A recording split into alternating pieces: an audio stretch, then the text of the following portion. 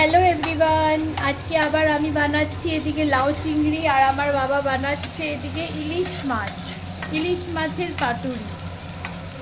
আজ আবার আপনাদের কাছে হ্যালো বন্ধুরা, আজ আবার নতুন একটা রেসিপি নিয়ে চলে আসলাম। অবশ্য আমি যে জায়গায় আসছি এখানকার জন্য এটা নতুন হতে পারে, কিন্তু আমরা বাঙালি, আমাদের বাঙালির প্রতিটা ঘরের একটা সুন্দর একটা এবং মুখরোচক ডিশ হচ্ছে ইলিশ মাছের পাতুরি। আজকে আপনাদের আমি সেই মাছের পাতুরি রান্না করে দেখাবো। মাছ ভাজা আমার হয়ে গেছে, এপিট উপিট করে মাছটা ভেজে নিয়েছি। এখন আমি আলু ভাজছি। আলু ভাজার পর এরপরে আমি কড়াইয়ে হ্যালো বন্ধুরা, এই যে এখন আমি কালো জিরা কাঁচা লঙ্কা ফোড়ন দিলাম, আলুটাকে অল্প একটু ভেজে নিচ্ছি। তারপরে এর মধ্যে আমি এখন এটা কি দিলাম? সর্ষে পোস্ত বাটা। এটা এর মধ্যে সর্ষেটা আছে দু রকমের, একটা কালো এবং একটা হলুদ পোস্ত সর্ষে, সাথে পোস্ত। এটা মিক্সিতে আমি আগেই বেটে নিয়েছি। এই দিলাম ফোড়নটা দেখা।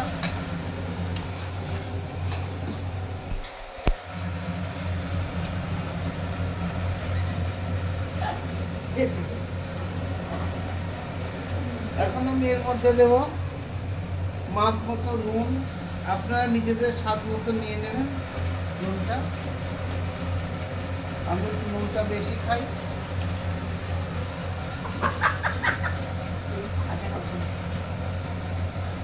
হলুদ দিয়ে দিলাম। আপনি কি হলুদটাও বেশি খান? হলুদটা যতটুকু দরকার অতটুকু দিয়ে আমি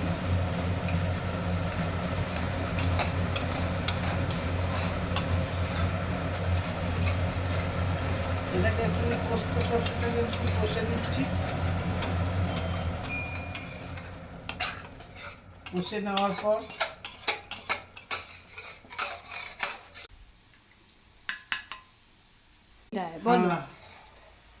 এবার আমার সর্ষে পোস্তটা কষা হয়ে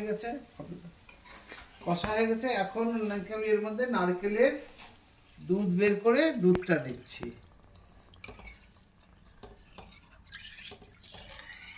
ঠিক আছে, এটা যখন পুরোপুরি হয়ে যাবে আমি একটা লুক তোমাদেরকে শেয়ার করে দিব।